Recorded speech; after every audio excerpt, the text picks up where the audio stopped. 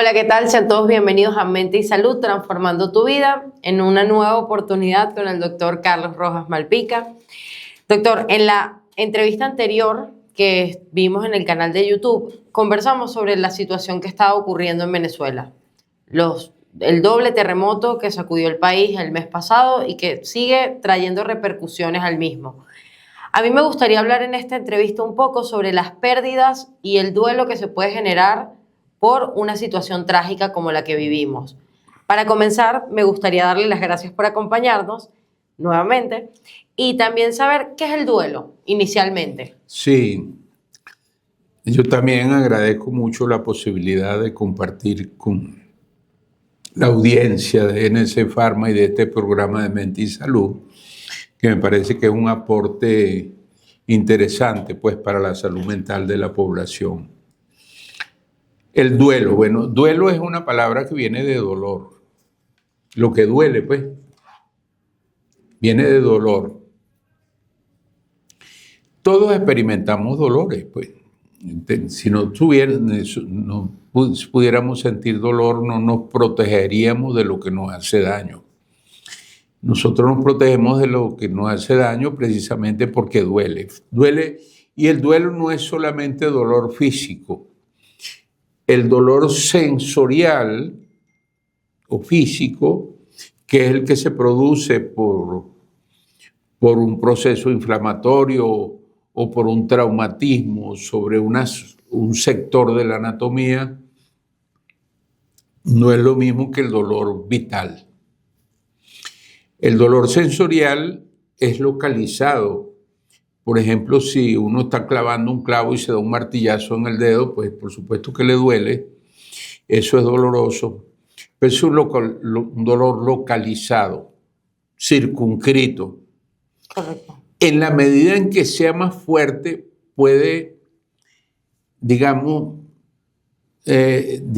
extenderse hacia otros sectores de la anatomía. Por ejemplo, un golpe fuerte en la mano podía sentirse hasta la axila. ¿Por qué? Porque los nervios que conducen la sensibilidad de la mano pasan por la axila. Entonces, digamos, se puede sentir el dolor hasta ahí. Ahora, eso es el dolor físico, que es importante también tenerlo presente, porque el dolor físico, si se hace crónico, también puede convertirse en un duelo, en una tristeza, en una aflicción más profunda, pues. Un dolor crónico, por ejemplo, por una enfermedad, un cáncer o una lesión de una víscera o de un hueso, puede dar lugar a un dolor crónico. Y a veces no queda claro, inclusive hay lo que llaman el dolor psicógeno, que tiene unas ciertas peculiaridades que también puede tomar una forma crónica y se considera igualmente dolor. Cuando nosotros hablamos del dolor emocional específicamente, que puede desarrollarse a lo mejor por la pérdida de un bien material, un ser querido, a lo mejor una mascota, también podemos desarrollar un dolor crónico después de eso. Sí. O inclusive se puede agravar un dolor físico. ¿Qué pasa? Que el duelo es, o sea, nosotros tenemos lo que se llama representaciones fuertes. Un niño recién nacido conoce a la madre primero en el cuerpo y después como símbolo o como fenómeno semántico. Primero la conoce porque lo carga, le da el pecho, lo tranquiliza, lo soba, lo sisea, como dicen así, pues carga al niñito, lo sisea un poco. Bueno, eso, el niño conoce primero a la madre en el cuerpo. Pero ¿qué pasa cuando con ese saber, con ese conocimiento, que eso no se borra más nunca? ¿Me explico? No se borra más nunca. Y la madre igual. La madre tiene un registro del niño desde el momento en que lo tiene en el vientre. se lo está imaginando, se lo está fantaseando. En las relaciones amorosas también hay un registro del otro, de la pareja, en el cuerpo. Cuando uno ve a la mujer que ama o cuando una mujer ve al hombre que ama, o en las situaciones de homosexualidad donde también hay personas del mismo sexo que sienten amor el uno por el otro. Bueno, aún en todas esas circunstancias hay un registro en el cuerpo y eso da lugar a una representación fuerte. También puede ocurrir con una mascota. Uno puede querer mucho un animalito y tiene un registro fuerte. O sea, aunque la mascota no esté, uno tiene un registro fuerte. Anda por ahí, está lejos y dice, ¿qué estará haciendo la perrita o el perrito o el gato?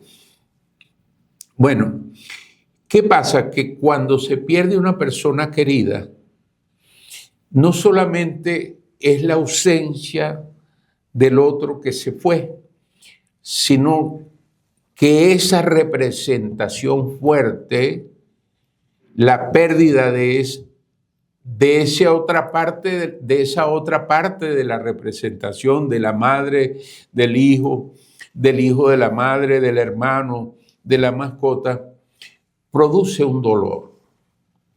La pérdida de alguien que sea una representación fuerte da dolor, da lugar a sufrimiento.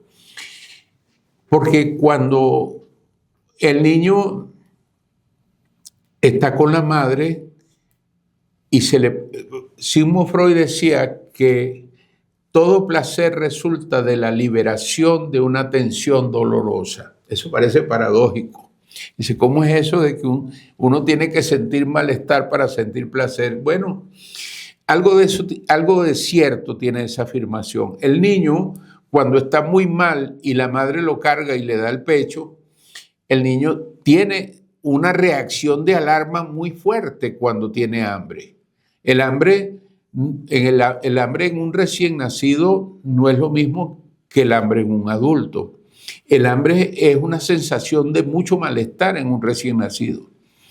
En el adulto dice, bueno, yo como más tarde, pero esa posibilidad, ese diferimiento no existe en el recién nacido. Entonces, el alivio da lugar a esa relación amorosa con la madre. Y de la madre también con el niño, porque los pechos llenos duelen.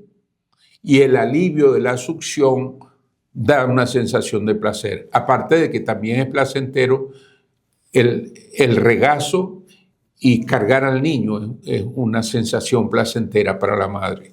Entiendo, doctor. Entonces, ¿qué pasa? Que cuando se pierden las representaciones fuertes, viene inevitablemente un duelo. Un duelo. Porque una pérdida puede impactarnos de forma tan diferente según la persona. Por ejemplo, hablando específicamente del caso de Venezuela, hay personas que a lo mejor perdieron un familiar, que perdieron su vivienda, que perdieron bienes materiales, mascotas. ¿Por qué hay personas que reaccionan de distinta forma a esta pérdida? Bueno, porque todos somos distintos.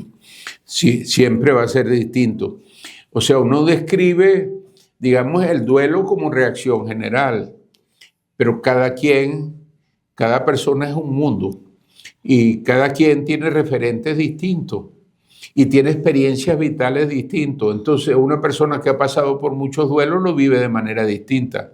Además, no es lo mismo una pérdida cuando uno pasa por un proceso de despedida, que inclusive el duelo comienza antes de la muerte del ser querido, porque ves al padre, a la madre, al hijo o al familiar que se está yendo progresivamente y tú lo acompañas en ese proceso.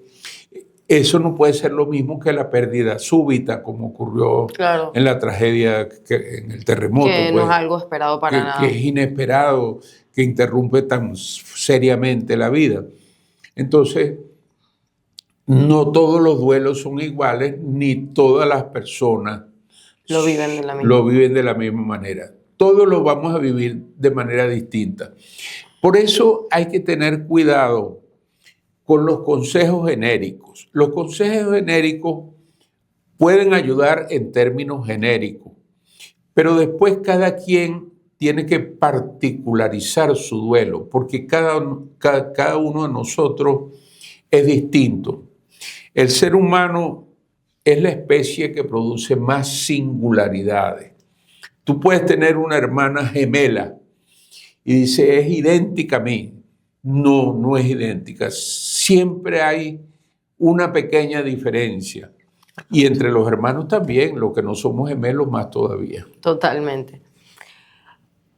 Es normal sentir que la vida se detiene, que estamos como en un estado de pausa cuando perdemos un ser querido, a lo mejor un hogar o una etapa en nuestra vida.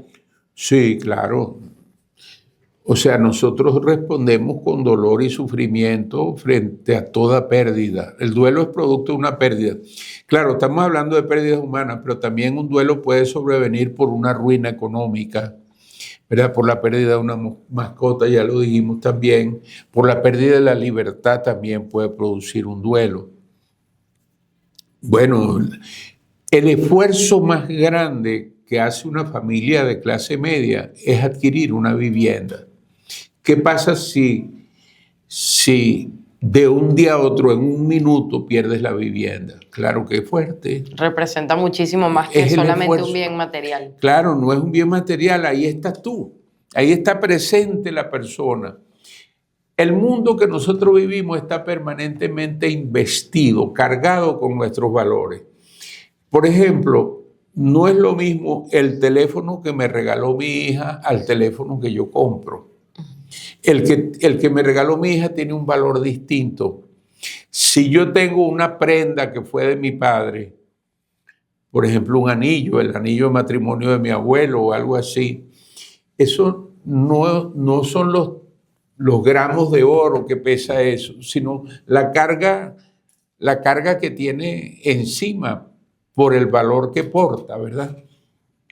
Inclusive hay gente que da la vida defendiendo una prenda de ínfimo valor material, valor económico. Pero puede tenerlo a nivel emocional. Exacto. Entonces, el duelo tiene que ver con no solamente con la pérdida, sino con el valor de la pérdida. Y el valor tiene que ver con la representación fuerte. Entiendo, doctor. Porque algunas personas parece que se recuperan antes de un trauma fuerte. Sí, hay gente que son más fuertes que otros y que han vivido mucho más hay gente que es también hay unos que son más valientes que otros, sin duda. Pero, por ejemplo, entre los delincuentes, los duelos son muy breves. ¿Por qué? Porque no tienen empatía.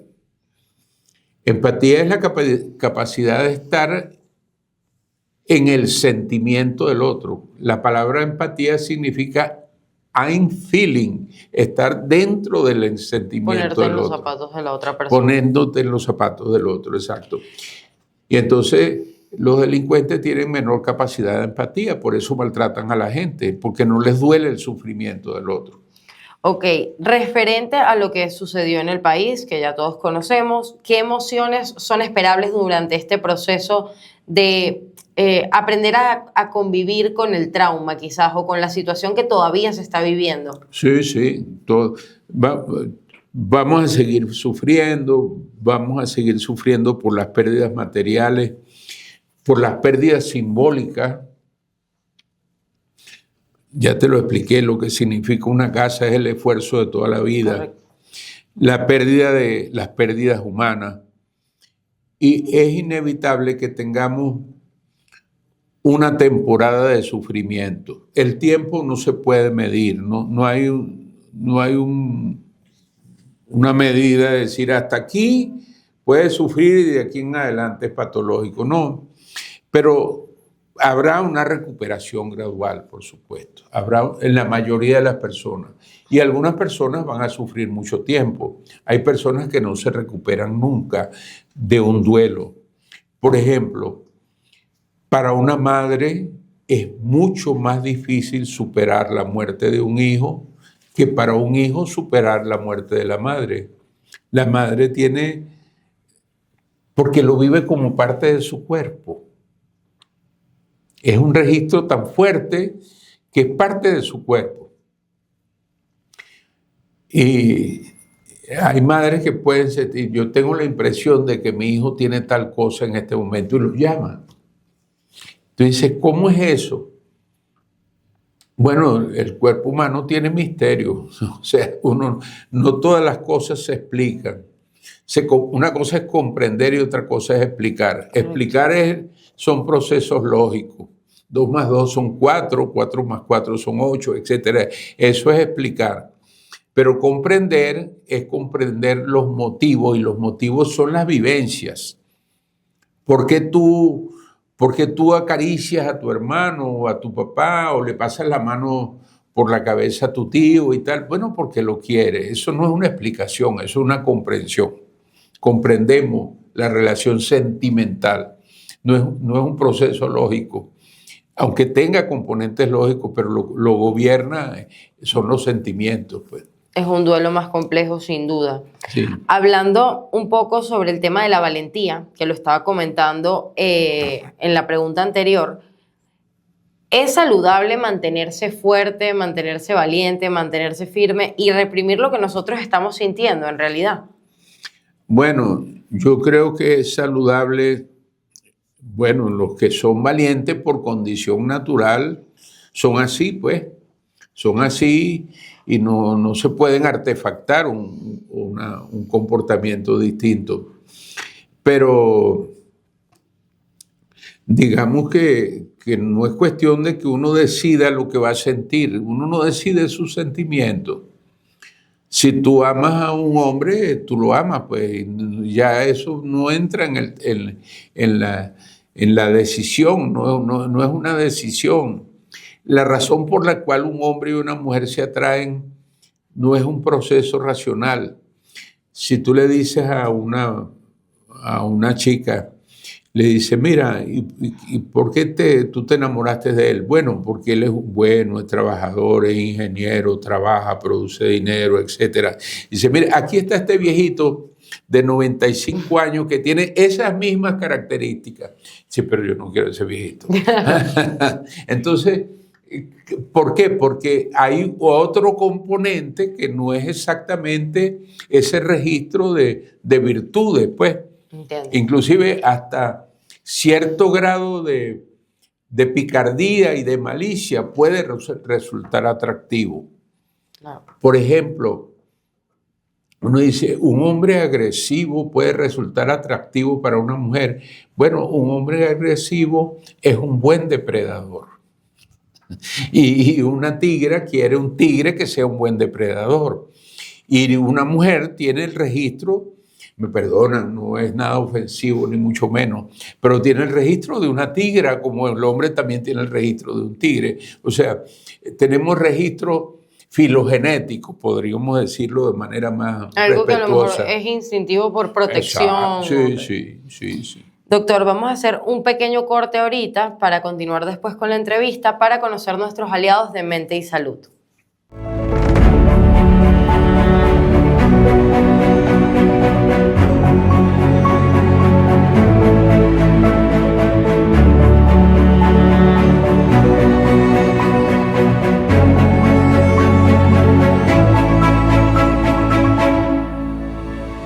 Continuamos con este episodio de Mente y Salud acompañada del doctor Carlos Rojas Malpica. Doctor, hablábamos en la primera parte sobre el duelo.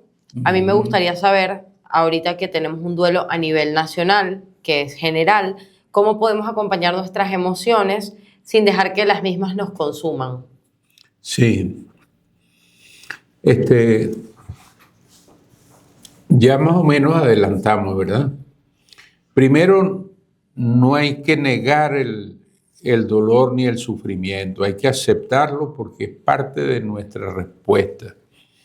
Así como cuando uno tiene un disgusto no puede controlar la expresión de disgusto en el rostro, que aunque sea un fenómeno agudo, tampoco puedes controlar, someter a control todas tus emociones, así sean dolorosas, así produzcan sufrimiento y aflicción. Porque al mismo tiempo que nos hacen nos producen sufrimiento, nos hacen más próximos desde el punto de vista humano. Y es necesario experimentar ese sufrimiento para también experimentar la solidaridad. Sin sufrimiento no hay empatía. Si tú nunca has experimentado dolor y ves una persona con dolor, dices, no puedes comprender qué es lo que le pasa al otro. Nosotros comprendemos a los demás gracias a que también tenemos en nuestro repertorio sentimental el sentimiento que él está experimentando. En eso consiste la empatía, en eso consiste la solidaridad humana y posiblemente sea una de las raíces del comportamiento solidario en la medicina, inclusive en los animales, que uno ve como algunos animales cuidan a los otros enfermos, las madres lamen a las criaturas, a los cachorros, etcétera. Esos comportamientos. O uno ve los perritos cómo le lamen la herida inclusive a un ser humano. Entonces, eso lo tenemos, es parte de nuestra estructura y no tenemos por qué negarlos. Ahora, ¿qué pasa? Que hay que transformar ese dolor en algo que nos movilice, que nos produzca crecimiento personal, y eso se hace en la solidaridad, en el esfuerzo de comprender al otro, en la solidaridad y en el acompañamiento de nuestros congéneres en ese proceso.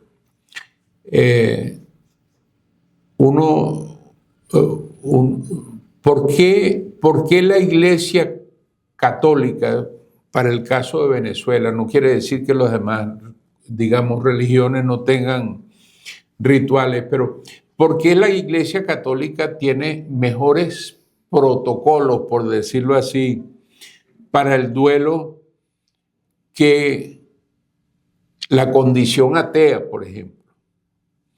Si yo no creo en nada, no puedo elaborar un proceso para vivir la despedida de un ser querido. En cambio, la Iglesia Católica tiene primero las exequias fúnebres en el momento de la muerte, los rezos, y después tiene lo que llaman los novenarios, que son 9 días de acompañamiento colectivo. Bueno, eso es expresión de solidaridad y el ser humano necesita eso, de acuerdo con sus creencias. Por supuesto. Ahora, pero si tú eres ateo, ¿cómo te despides de la otra persona? Puede ser, yo no digo que un ateo no tenga recursos, sí lo puede tener, pero es mucho más difícil porque los tiene que elaborar en sí mismo. En cambio, la Iglesia ya tiene un protocolo de despedida. El luto, bueno, ya ahora no se guarda luto, pero antes las personas pasaban 1 año, 2 años o toda la vida vestidos de negro después de la pérdida de un ser querido. Eso ya tampoco era muy sano que se diga, eso se ha ido superando. Ahora el duelo se reduce a lo mejor a 1 semana, 10 días, 15 días, digamos en términos de eso, de la vestimenta. Pero es inevitable que pasemos por eso y que expresemos nuestra solidaridad. La fe religiosa se subestima, pero tiene su importancia en todo este proceso, inclusive hasta en el momento de la muerte, porque hay una esperanza que es mundana, que tiene que ver con el deseo. Yo me quiero tomar un jugo, me quiero tomar un café, quiero comerme este alimento, tengo apetito de esto. O puede ser un apetito carnal o lujurioso, sexual, etc. Eso es más carnal. Pero en los últimos momentos de la vida, cuando la gente ya no tiene esas posibilidades, porque inclusive ni siquiera tolera bien los alimentos, entonces la esperanza se traslada a un lugar más lejano. Y ese lugar más lejano puede ser la experiencia religiosa. puede proporcionarlo la experiencia religiosa. Entonces, la religión tiene su importancia y hay que reconocerle su valor, sin exagerar, por supuesto, sin exagerar. Todo lo que se exagere puede ser malo, pero tiene su valor en la reparación de las pérdidas. Entiendo. Como una reconciliación, ya él no está conmigo, pero está en el más allá. En otro lugar. Claro. Doctor, hablando un poco del luto, como estábamos conversando, ¿qué señales podrían indicar que una persona está teniendo dificultades para retomar el control de su vida después de una pérdida, sea de cualquier tipo? Bueno, cuando sigue, te lo expliqué anteriormente, cuando sigue aferrada, sigue viendo el mundo indefinidamente desde el mismo lugar de la pérdida. Si se queda estancada, si se queda poseída por el dolor de la pérdida y no avanza, no se distancia, no logra superar el conflicto, no lo trasciende, no busca alternativas de trascender, entonces allí se produce un problema de luto. De duelo prolongado que puede ser patológico. ¿Qué herramientas pueden ayudarnos a superar o a recuperar un poco la esperanza o la sensación de estabilidad ante situaciones como estas que se están viviendo en el país? Bueno, yo creo que la lección de los mismos venezolanos tiene que ver con la esperanza, pues. Esas manos que movieron piedras de los escombros y rescataron personas con vida, o inclusive personas muertas, que rescataron mascotas. Eso mueve la esperanza, y la esperanza es sana. Una esperanza sana no es hipertrofiada, porque la esperanza hipertrofiada también puede que no sea sana. Nosotros sabemos que está ocurriendo una situación bastante compleja en nuestro país, muchas zonas fueron afectadas, sin embargo, pese al duelo nacional, la rutina se ha empezado como a reactivar de cierta forma. ¿Qué papel juega esta rutina o los pequeños hábitos para recuperar la estabilidad emocional, si se quiere? Sí, es muy importante porque la recuperación de las rutinas hace que tú regreses a tu vida cotidiana. Y en la vida cotidiana hay menos dolor y sufrimiento que en el episodio traumático. Y eso no quiere decir que vas a olvidar, pero que tienes que trabajar otra vez, tienes que atender tus necesidades, las de tu familia, en fin, hacer la vida normal. Eso es inevitable que lo... ¿Cómo podemos recuperar esta rutina o estas actividades sin sentir culpa? La culpa no es buena compañera, porque ¿quién puede tener culpa de un sismo? Por Dios, nadie puede tener, nadie se tiene por qué sentir culpable. Ahora, tampoco tienes que sentirte culpable porque no fuiste heroico en el momento del sismo. Saliste corriendo y dejaste a una persona atrás. Eso ha ocurrido. Hay personas que han vivido tragedias, como por ejemplo, hubo una tragedia en Venezuela donde se reventó un gasoducto y todo el mundo salió corriendo. Y gente que iba en el vehículo, en la vía, dejó personas dejó la esposa, los hijos, y salió corriendo desesperado. Y después cuando regresó, o no los encontró, o ya estaban muertos. Pues esas cosas pueden ocurrir. Hay personas que después que corren se regresan. Yo reconozco una persona que le ocurrió eso. Y eso moviliza muchas culpas. Pero la culpa no es buena compañera. La culpa no es buena compañera porque inclusive aún con nuestros errores, que todos los cometemos, ¿quién no se equivoca? Aún con nuestros errores tenemos que aprender a vivir con nuestros errores. Todos cometemos errores, todos tenemos flaqueza, momentos de duda, de incertidumbre. Y no son pocos, son muchos. Entonces, si uno tiene que vivir culpándose, entonces tiene que dedicarse a expiar la culpa. Y si uno se pasa la vida expiando la culpa, vuelve otra vez a quedar atrapado en un comportamiento hegemónico, en un dolor del que no logra salir. Correcto. Doctor, ¿qué mensaje le daría a quienes sienten que nunca van a volver a ser los mismos después de la tragedia ocurrida en Venezuela? Bueno, es que posiblemente muchos no van a ser más nunca los mismos. Después de una tragedia como esa, no se vuelve a ser el mismo. Hubo un grupo de argentinos que cayeron en los Andes, en un avión. Inclusive tuvieron que hacer hasta antropofagia, pues, y pasaron un frío, tormentas de nieve y cosas de esas. Les costó mucho salir de eso. Ninguno volvió a ser el mismo. Hay cosas que nos modifican la vida para siempre. A veces para bien, otras veces para mal. Otras veces para mal. ¿Qué 3 recomendaciones le podría dar a cualquier persona que hoy esté intentando reconstruir su vida después de una pérdida de cualquier tipo? Bueno, como decíamos, primero, no negar el sufrimiento y segundo, utilizar las mismas fuerzas del sufrimiento para repararse interiormente. No es imposible.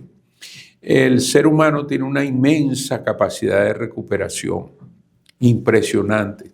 Uno ve a personas con una gravísima discapacidad que han perdido, por ejemplo, los miembros inferiores en un accidente y que sin embargo son campeones de un juego, de un deporte y se hacen grandes atletas y lo hacen solamente con los brazos o con las manos. El ser humano tiene grandes capacidades de recuperación. Aún en la peor de las circunstancias hay un punto de luz. Eso me lo dijo un señor que estuvo preso en medio de la Guerra Civil Española que ocurrió entre el año 36 y 39. Él estuvo un vasco, un señor me dijo: doctor, yo estuve preso y en la peor de las circunstancias aparece un punto de luz. Yo estaba preso y tenía una lucecita que me decía: mi familia, mi esposa, mis hijos, etcétera, están por allá. Siempre hay algo para salir adelante. Sí, porque la misma naturaleza lo da. Lo que pasa es que hay que observarse y contemplar en uno mismo el surgir de esos procesos que tienen que ver con la esperanza y con la luz, con ese puntico de luz que tenemos todos, aún en las peores circunstancias. Bien. Muchísimas gracias por acompañarnos, doctor. Le damos el cierre a esta maravillosa entrevista. Gracias por estas 2 entrevistas donde nos colaboró en sembrar un poquito de esperanza en las personas que ven este maravilloso espacio. Ha sido un gran placer, Daniela. Gracias a ti. Placer. Bueno, nos vamos en este episodio de Mente y Salud. Compártanlo, coméntenlo y suscríbanse al canal para tener información de valor todas las semanas.